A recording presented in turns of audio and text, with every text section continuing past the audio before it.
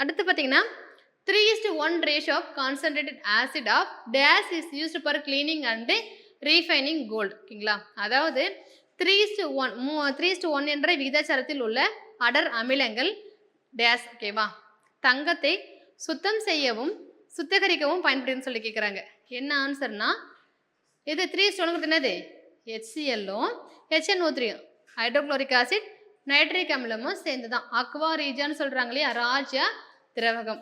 அடுத்து பார்த்தீங்கன்னா answer the following questions using the data given below. ஓகேங்களா, அசிடிக் ஆசிடுங்கிறது என்ன சொல்கிறாங்கன்னா வீக் ஆசிட்னு சொல்கிறாங்க. Okay, reason acetic acid has 4 hydrogen atoms but only 1 can be replaced.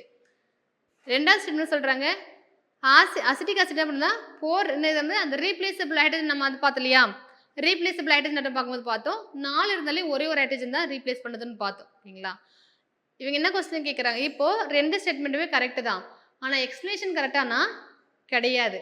இங்கே என்ன வந்திருக்கணும், ஏன் வீக் ஆசிட்னு சொல்கிறாங்க, அது வாட்டரில் நம்ம கரைக்கும் போது பார்ஷியலாக தான் ஹைட்ரஜன் அயன்ஸ் ரிலீஸ் பண்ணுதுன்னு ஒரு ஸ்டேட்மெண்ட் கொடுத்துருந்தா இங்கே கரெக்டு.